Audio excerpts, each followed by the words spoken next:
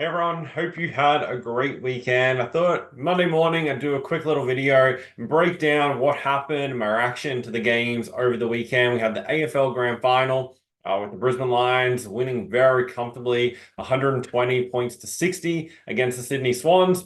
The Swans kicked the first two goals in that game, and then from that point forward, it was pretty much all the Brisbane Lions. And then I'll break down that game, what happened, how we went with our bets in that game, and then also go through the two prelim finals in the NRL, the Storm, Roosters, Panthers, Sharks games, what happened in those, and my outlook on both the Storm and Panthers heading into the NRL Grand Final this week. So we'll start with the AFL Grand Final. As I said, Brisbane Lions 120 points to 60.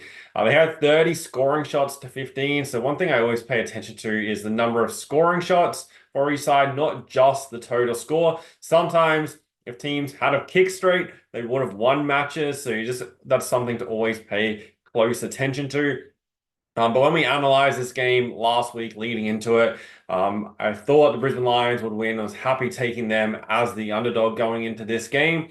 And the reason why I liked Brisbane so much, and Brisbane were my preseason pick for the Premiership, if you go back to the futures bets at the beginning of the year, is the key for the Brisbane Lions was generating the number of inside 50s and limiting the Swans. And you can see Brisbane won the inside 50 count, 51 to 49. Brisbane were very efficient as well with the ball, 81% disposal efficiency. Clearances were very, very even. Obviously, as the game went on into, especially into the fourth quarter, the Swans kind of picked up their numbers from that point forward. The other key for this game was the number of marks.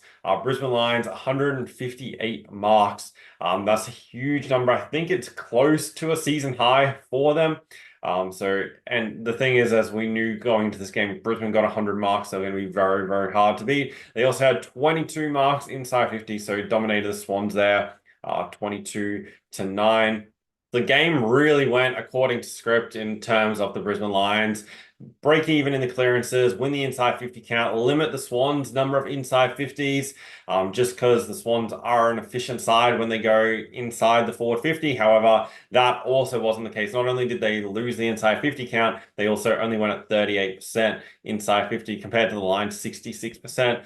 So that stat alone, the Swans were never going to be able to win this game. Brisbane also dominated the number of disposals as well and just had the game on their terms the entire time. So we also liked the overs in this game. It was over 172.5. We had 180 points scored. So cleared the over. It left it a little bit late, but those few late goals pushed it over the number, but kind of always looked like it was on track.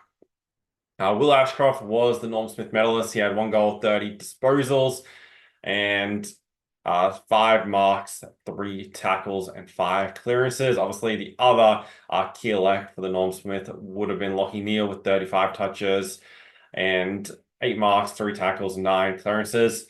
The other recommended selections for this game were on the disposal markets. We had Chad Warner for the Swans, 20 plus. He ended on 21. Dane Zorko for the Brisbane Lions, 20 plus. He ended on 26. And then Hubert Cluggage for the Lions, 20 plus. He had 21 in the end. So all 3 disposal players cleared their mark. And as predicted, the Lions players were at the top of the charts, as the Swans do give up a high number of disposals to the opposition compared to the Brisbane Lions. Then goal scorers, we had 5 recommended goal scorers. Firstly, Joe Danaher, who ended the game with 2. He had 6 scoring shots for the 2 goals. Will Hayward for the Swans, he had 1 goal. Cam Rayner for the Lions, 1 goal. Zach Bailey, this was the only player who, of the 5 selections, didn't kick a goal. And then we had Isaac Heaney, who got 1 goal there for the Swans. So 3 of 3 on the disposal bets, and then 4 of 5 on the goal scorer bets. Going into next season, so the 2025 season, I'll be releasing an AFL betting guide, so make sure you're on the wait list for that. And then we haven't done it so much as just something I added for the grand final, but goal scorer selections and disposal selections. If this is something that you want videos on next season, make sure you let me know in the comments under this video, and I'll look at adding it, similar to what I've done with the try scorer bets in the NRL, which have been really good towards the second half of the season. I have all the metrics as well to do videos about that if you guys want those as well for the AFL. So yeah, definitely let me know in the comments. Then over in the NRL, we've set up Storm Panthers Grand Final, first versus second. What it's pretty much looked like was going to happen all season long and got there in the end. Firstly, on Friday night, the Storm big winners over the Roosters, 48 points to 18.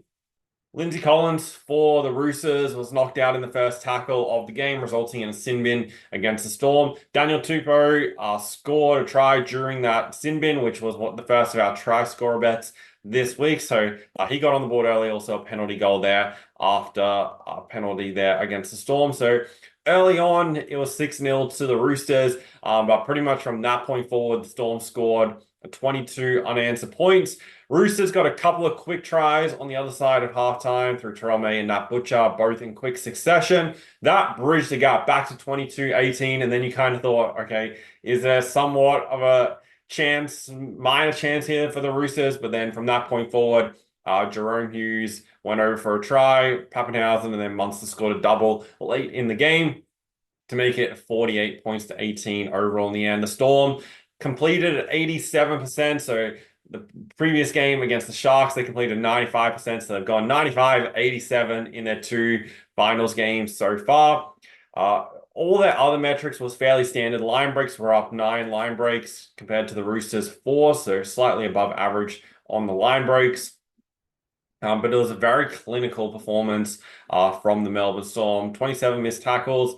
This is probably an area that they'll need to lift slightly into the grand final, up to that 88-89%. And then only the 8 errors, which goes into their completion rate. Penalties are fairly even, 6 to 5 in favor of the Roosters, and then 6 again set restarts, 3 to 2 in favor of the Melbourne Storm. So yeah, pretty dominant performance from Melbourne. Feel like they're deserving to go into the grand final as favorites of what they've done overall this season. They've beaten the Panthers twice, and I do really get the feeling they're the side coming into this game in better form. On Saturday night, when the market first went up for this game, the Storm Panthers, it was $1.90 either side. Bit of early movement in favor of Melbourne. Coming into $1.83 compared to the Panthers, out to $2. So you can see the line movement here. I should show it. Yeah, you see Storm around that $1.92, $1.90 mark, and then they've come into $1.83. This is kind of the market that I was expecting. I expected Storm 2-point favorites for this game. So the market has kind of adjusted to that. I'll be posting like the full preview of the NRL Grand Final later in the week, plus the try scorer predictions for this game. And then the Panthers against Sharks on Saturday night, 26-6 in favor of Penrith.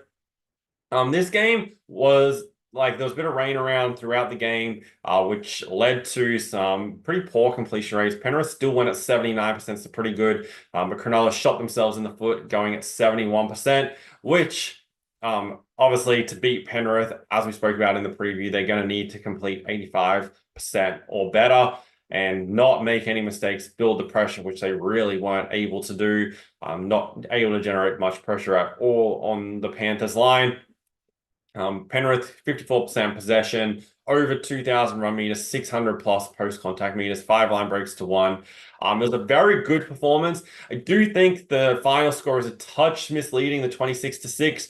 With 20 minutes to go, this game was 10 points to 6 in favor of Penrith, and then they scored 3 tries in that final 20 minutes of the game to run up the score.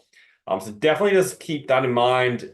It wasn't a super impressive 20-point win. The Sharks definitely did hang around. And honestly, the Penrith are going to have to go up another level to beat Melbourne if Melbourne go up to Sydney and play in their current form. I do think this being the Panthers' 5th grand final, they obviously plenty of experience in this situation, going for 4 straight premierships. However, this is the one where I feel like they are the most in jeopardy. We saw last year that Brisbane pretty much had the game won in that grand final before Penrith ran over the top of them late. The year prior, they beat Parramatta in a pretty comfortable win. And then the year prior to that, it was an Adam Reynolds sideline conversion away from probably sending the game to extra time. But he missed that. That was the game played at Suncorp Stadium. The year prior to that was when the Storm beat the Panthers. So there'll be plenty of motivation for Melbourne to stop this run of Penrith for 3 straight premierships and avoid making it 4 consecutive ones.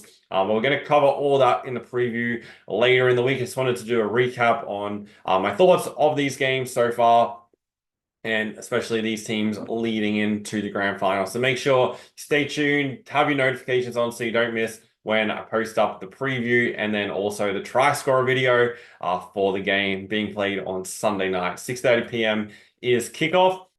Right now, as it stands, I'm definitely leaning towards the Storm as being my primary play in the grand final, but we'll assess that as the week goes on. It's only Monday morning currently.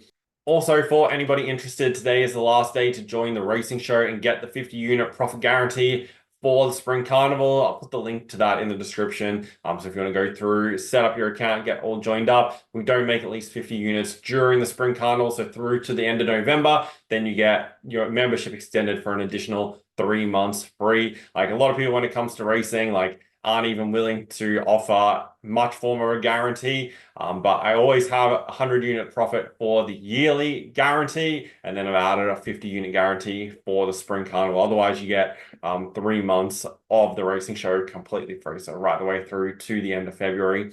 So definitely check that out, and hope you guys enjoy the week. Already got the AFL Grand Final taken care of. Now we lead up to the NRL Grand Final. Also, NFL season is well and truly underway too. We're 4 weeks now into the season. The majority of week 4 are all being played this morning. And then obviously there's a couple of games tomorrow, then into week 5. We've now really started to generate a lot of data about these sides with them all playing multiple matches. And so we're going to be utilizing that to profit on the NFL. I did set up a US betting sports channel, so I'm going to be covering the NFL on that. Then also the NBA when that season starts in a few weeks. There's going to be videos about the NBA. So make sure you check out the USA Sports channel for similar previews, predictions, all that kind of stuff about the NFL and NBA. Really appreciate you guys following along right throughout the season. Hopefully these videos have been helpful for you in determining what bets to put on each week. And stay tuned for the previews coming up throughout this week. Thanks, guys.